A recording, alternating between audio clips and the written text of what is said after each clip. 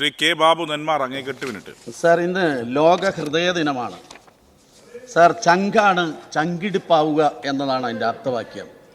കേരളത്തിലെ 3.5 കോടിയോളം വരുന്ന മലയാളികളുടെ ചങ്കാണ് കേരളത്തിലെ ഇടതുപക്ഷ ജനാധിപത്യ മുന്നണിക്ക്. ഇരട്ടച്ചങ്കുള്ള പിണറായി വിജയൻ നേതൃത്വം കൊടുക്കുന്ന ഗവൺമെൻറ്റാണ് 3.5 കോടി മലയാളികൾക്ക് ഇപ്പോൾ ചങ്കിന് ശ്വാസം കൊടുത്തുകൊണ്ടിരിക്കുന്നത്. വരുന്ന പഞ്ചായത്ത് തിരഞ്ഞെടുപ്പ് കഴിയുമ്പോൾ UDFിൻ്റെ ചങ്കിടിപ്പ് നിലയ്ക്കും. അതൊരു മൈനർ അറ്റാക്ക്. 2026 നിയമസഭാ തെരഞ്ഞെടുപ്പ് കഴിയുമ്പോൾ ഒരു മേജർ അറ്റാക്ക് കൂടെ ഉണ്ടാവും. സർ, ഇവിടെ UDFകാരൊന്ന് പുറകിലേക്കൊന്ന് നോക്കണം. സംസ്ഥാനം ഓവർ ഡ്രാഫ്റ്റിലേക്ക് 2015 സർക്കാരിൻ്റെ കാലത്ത് സാമ്പത്തിക വളർച്ച താഴോട്ട്. CAG report. വാർദ്ധക്യകാല പെൻഷനും പണമില്ലാത്തത് മനുഷ്യത്വമില്ലായ്മ കമ്മീഷൻ.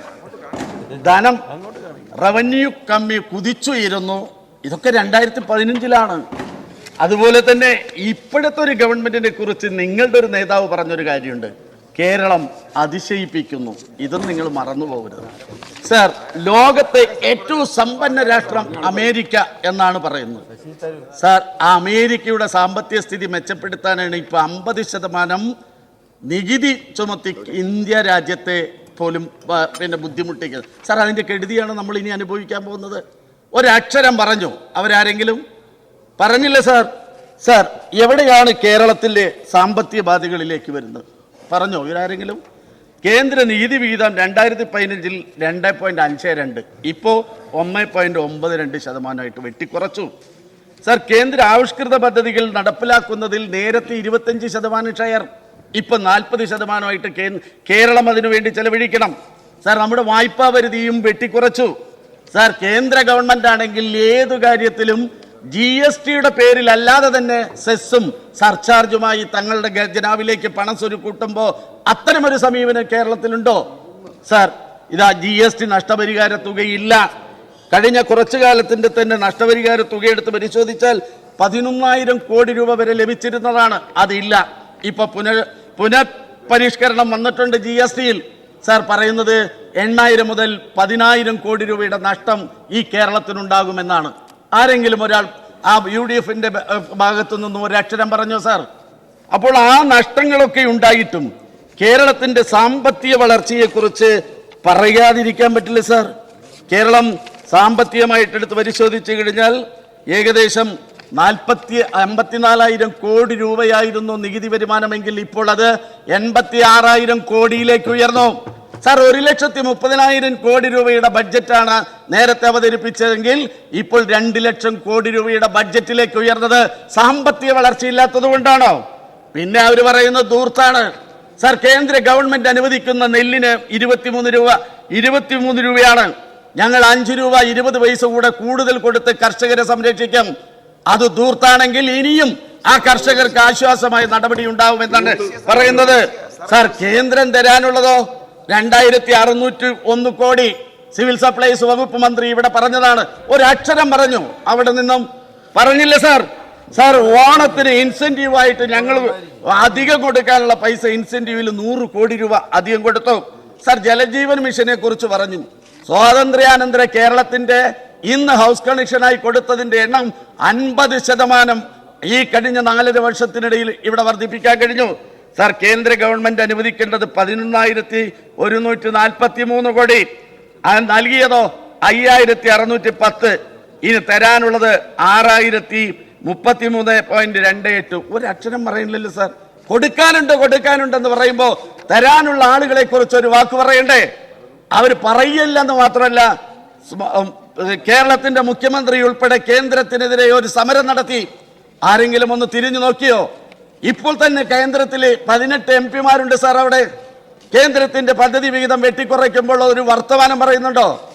അവര് കുത്തിനോവിക്ക് കേരളത്തിനെ എങ്ങനെയാണ് മോശപ്പെടുത്തുന്ന തരത്തിലേക്കുള്ള വാർത്തകൾ ഉണ്ടാക്കുന്ന തരത്തിലുള്ള ചോദ്യങ്ങളാണ് അവർ ഉയർത്തുന്നത്. അത് നിങ്ങൾ മറന്നു പോകരുത് സാർ. UDF ഭരണകാലത്ത് KSRTCക്ക് നൽകിയത് 1,462 കോടി. സാർ, ഇപ്പോ ഒന്നാം പിണറായി വിജയന്റെ കാലത്ത് കൊടുക്കുന്ന 5,002. ഇപ്പോൾ നാളിതുവരെ 7,830 കോടി രൂപ കൊടുത്തു. KSRTCയെ സംരക്ഷിക്കുന്ന രൂപത്തിലാണ് പോകുന്നത്. സർ, വിദ്യാഭ്യാസ മേഖലയിൽ ഉച്ചക്കഞ്ഞിയെ കുറിച്ച് പറഞ്ഞു. കേന്ദ്ര ഗവൺമെന്റ് അനുവദിക്കാൻ ഉൾപ്പെടെയുള്ള സംഖ്യ 1500 കോടിയാണ് ഇപ്പൊ കൊടുക്കുന്നുണ്ട്. ഉച്ചക്കഞ്ഞിയില്ല, ഇപ്പോ ഉച്ചയ്ക്ക് സദ്യയാണ്, കുട്ടികൾ സുഭിക്ഷമാണ്, ബിരിയാണിയും കൂടിയാണ് സാർ ഞങ്ങൾ കൊടുത്തുകൊണ്ടിരിക്കുന്നത്. എന്റെ NRHM-ന്റെ വകയിൽ കിട്ടാനുള്ള പൈസ, മരുന്നിന് പൈസ ഇല്ലെന്ന് ആക്ഷേപിക്കുന്നവരുണ്ടല്ലോ. കേന്ദ്ര ഗവൺമെന്റ് തരാനുള്ള പൈസയിൽ ഒരു വാക്ക് പറഞ്ഞു നിങ്ങൾ സാർ. അതുപോലെ തന്നെ ന്യൂനപക്ഷ സ്കോളർഷിപ്പിനെ കുറിച്ച് പറഞ്ഞു. SC ST വിഭാഗത്തിന് കൊടുക്കുന്ന സ്കോളർഷിപ്പ് ഞങ്ങൾ കൊടുത്തത് പറയാം.